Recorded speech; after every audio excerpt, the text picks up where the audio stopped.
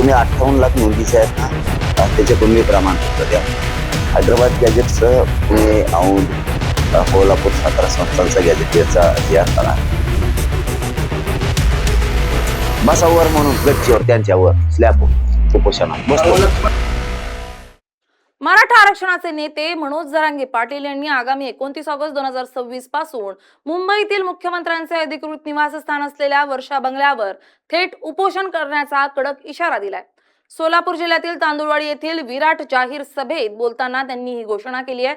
सरकारनं मराठा समाजाच्या 58 लाख कुणबी नोंदी सापडूनही प्रमाणपत्र वाटप करण्यात कमालीची दिरंगाई केल्याचा आरोप त्यांनी केलाय. 28 ऑगस्ट पर्यंत सरकारनं या मागण्या पूर्ण केल्या नाहीत तर 29 ऑगस्ट रोजी संपूर्ण महाराष्ट्रातील मराठा बांधव मुंबईच्या दिशेनं कूच करतील आणि हे आंदोलन थेट वर्षा बंगल्याच्या आवारात किंवा तेथील पाण्याच्या टाकीवर बसून केलं जाईल असं जरांगे यांनी अत्यंत आक्रमक भाषेत स्पष्ट केलंय. या आंदोलनामुळे महाराष्ट्रातील राजकीय वातावरण कमालीचं तापलं असून शासन आणि आंदोलक यांच्यातील संघर्ष आता टोकाला पोहोचल्याचं चित्र निर्माण झालंय. पण खरंच जरांगेंना वर्षा बंगल्याच्या टाकीवर आंदोलन करणं शक्य आहे का? पाहूयात या व्हिडिओतून. नमस्कार, मी स्नेहल चौधरी. आपण पाहत आहात LS मराठी. महाराष्ट्राच्या राजकीय पटलावर गेल्या काही वर्षांपासून सातत्यानं गाजत असलेला मराठा आरक्षणाचा मुद्दा आता अत्यंत निर्णायक वळणावर येऊन ठेपलाय. अंतरवाली सराटी इथून सुरू झालेल्या या संघर्षाची धग आता थेट मुंबईतील सत्ताधाऱ्यांच्या दारापर्यंत पोहोचणार असल्याचं स्पष्ट झालंय.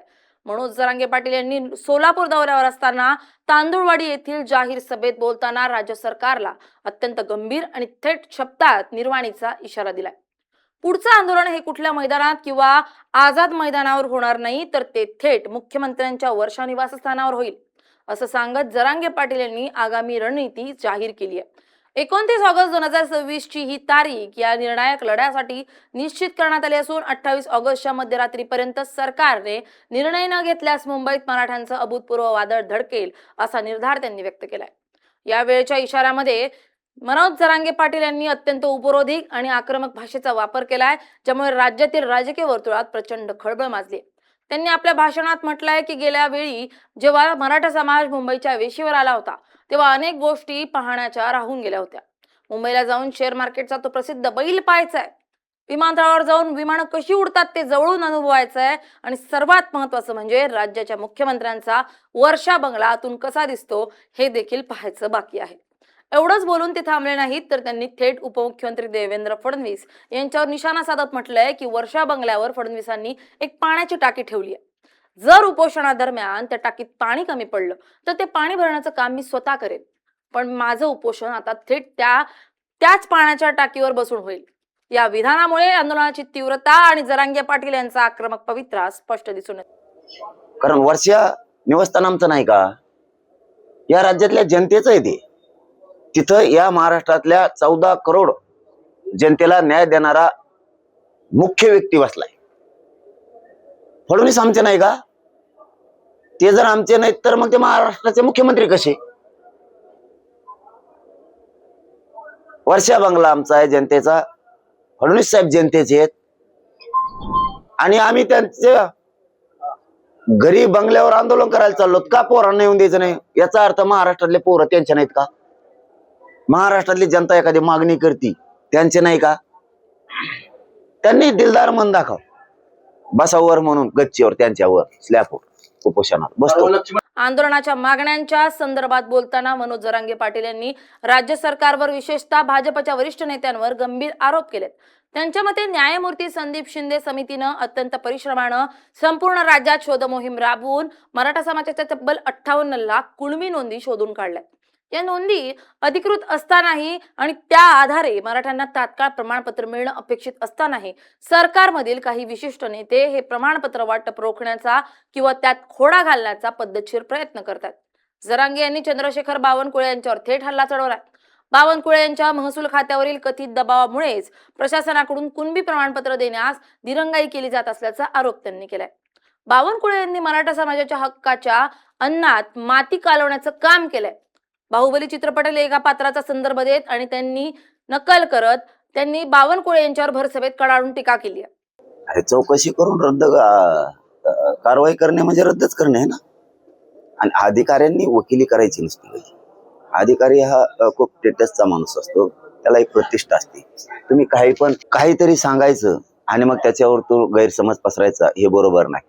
आणि जर अधिकाऱ्यांचं म्हणणं आहे की त्यांनी रद्द करायचं सांगितलंच नाही, स्वतः बावनकुळेंनी मान्य केलं की मी पत्र दिलंय म्हणून. मीडियात स्वतः बावनकुळेंनी पत्र दिलंय म्हणून मान्य केलंय. आणि याच्याही पलीकडं फडणवीस साहेबांनी असं सांगितलं होतं की सरकार हस्तक्षेप करत नाहीये, सरकारला हस्तक्षेप करायचा अधिकार नाही. माननीय सुप्रीम कोर्टाच्या जजमेंट प्रमाणे, नियमाप्रमाणे जात पडताळणी विभागाला व्हॅलिडिटी देण्याचा अधिकार आहे, सरकारला हस्तक्षेप करतात नाही. मग बावनकुळेचं पत्र काय? हस्तक्षेप करायसाठीच बावनकुळेंनी पत्र दिलंय. वाटोळ जर गोरगरीब मराठ्यांचं 70 वर्षात मराठा समाजाचं जर वाटोळं कोणी केलं असेल ना तर ह्याच सरकारने केलं.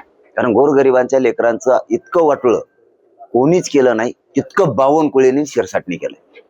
या आंदोलनाचा थेट परिणाम केवळ मराठा समाजापुरता मर्यादित नसून आगामी काळातील महाराष्ट्राच्या राजकीय समीकरणांवर त्याचा मोठा प्रभाव पडणार आहे. मनोज जरांगे पाटील यांनी मराठा समाजातील आमदार, खासदार आणि मंत्र्यांना देखील कडक शब्दात सुनावलंय. मराठा समाजाच्या मतांवर अनेक जण मोठे झाले, मंत्री झाले, पण समाज जेव्हा संकटात असतो आणि रस्त्यावर हक्कासाठी रस्त्यावर उतरतो तेव्हा या नेत्यांची लेखणी चालत नाही किंवा ते मुख्यमंत्र्यांना पत्र देण्याचं धाडस दाखवत नाही, अशी खंत त्यांनी व्यक्त केली आहे.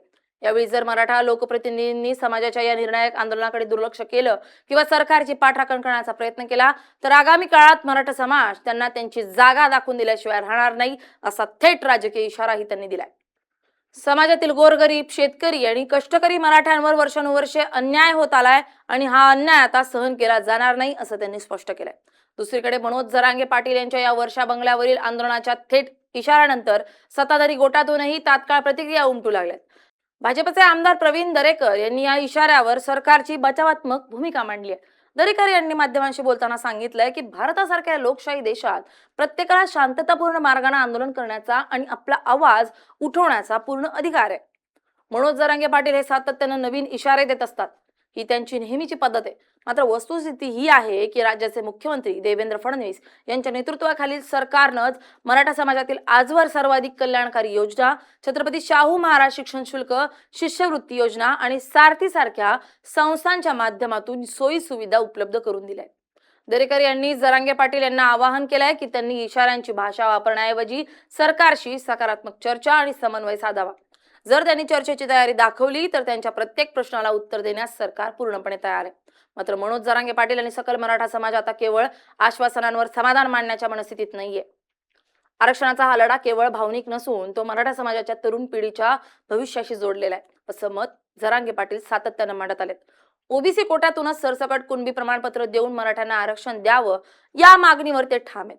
दुसरीकडे ओबीसी समाजाचे नेते जसे की लक्ष्मण हाके, छगन भुजबळ यांनी या मागणीला तीव्र विरोध दर्शवला असून ओबीसींच्या आरक्षणाला धक्का लागल्यास राज्यभर प्रति आंदोलन उभारण्याचा इशारा दिलाय.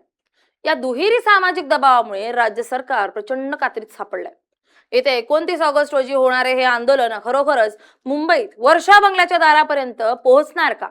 प्रशासकीय पातळीवर 28 ऑगस्ट पूर्वी काही ठोस निर्णय घेऊन आंदोलनाची ही धार शांत केली जाणार का, याकडे आता संपूर्ण महाराष्ट्राचे लक्ष लागले. जर हे आंदोलन पूर्वनियोजित आराखड्यानुसार मुंबईत दाखल झालं तर राजधानीतील कायदा आणि सुव्यवस्थेचा प्रश्न अत्यंत बिकट होऊ शकतो, असंही काहींचं मत आहे. मनोज जरांगे पाटील यांनी मराठा समाजाला आरक्षणासाठी जीव पणाला लावून पण मागे हटणार नाही असा एल्गार करत मुंबईत मोठ्या संख्येनं एकत्र येण्याचं जे भावनिक आवाहन केलंय त्याला राज्यातील कानाकोपऱ्यातून कसा प्रतिसाद मिळतो हे पाहणं अत्यंत महत्त्वाचं ठरणार आहे. महाराष्ट्राच्या इतिहासातील हे कदाचित सर्वात संवेदनशील आणि निर्णायक आंदोलन ठरण्याची शक्यता निर्माण झाली असून संपूर्ण राज्याचं वातावरण एका इशाऱ्यामुळे ढवळून निघालंय. Bureau report, LS Marathi.